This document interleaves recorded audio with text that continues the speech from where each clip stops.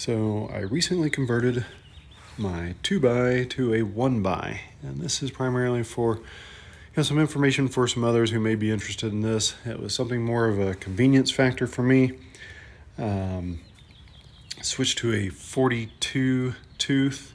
This is an Origin 8 oval chainring in the front. Also, then I have a Sunrace 1142 cassette in the back, and it actually does work with the Ultegra Di2. It actually did get it to work, surprisingly, with the long derailleur. So just converting from the 2x to a 1x, I tried a couple different scenarios. First, I actually tried mounting it on the outside first, checking the chain line, but it just didn't seem like it wanted to work as well as putting it on the interior. So I moved it over, put it in there, and actually everything lined up really well. So another cool feature about this that I figured out is I was able to take my Di2 shifters and actually make both of them, left and right, can shift just the rear derailleur, which is cool.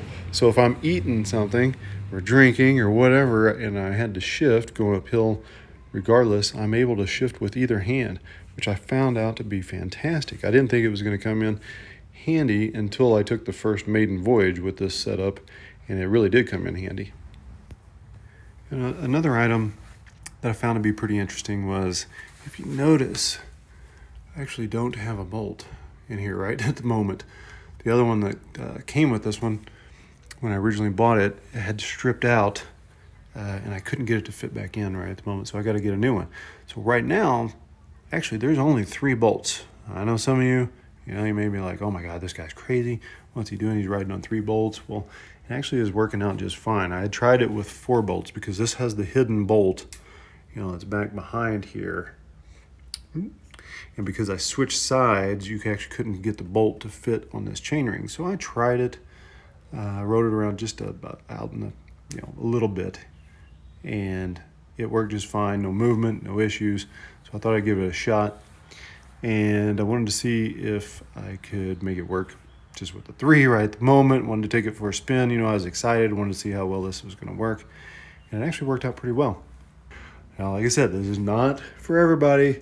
It's just what we did, or I did in this case. Doesn't mean it's right. Doesn't mean it's wrong. It just works for me.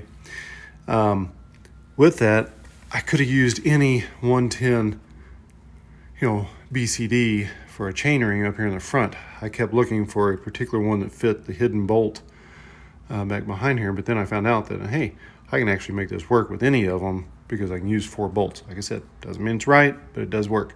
Just FYI. So I did take it on a maiden voyage up into the canyon. I was curious, just did a little climb up to a campground. It's about just shy of 90 miles. I wanted to see how the system worked overall, if it was something I was going to be interested in and want to keep. So overall, I was very pleased. Like I said, doesn't mean it's right, doesn't mean it's for you. It's just what I did, and it's what I enjoy. So thanks. So this is the route that I took when I left Fort Collins area to Mountain Park Campground. Up next are some stats to show you a little bit about the ride. 43.5 miles, 2,000 feet of climbing, took me about 3 hours at 15 miles an hour. I really wasn't, busting my chops to get there, just taking my time. So as you'll notice, I took primarily the same route on my way back. The difference was my speed did increase due to mostly being downhill, which did help, but however, I couldn't really achieve, a very high-end max speed, 34.7, and I believe that was due to the 1x system. Something that could change would be like changing from a 42 to a 44 or 46 tooth if the route's going to be primarily flat. So in the meantime, enjoy this video I made on the way up to the campground.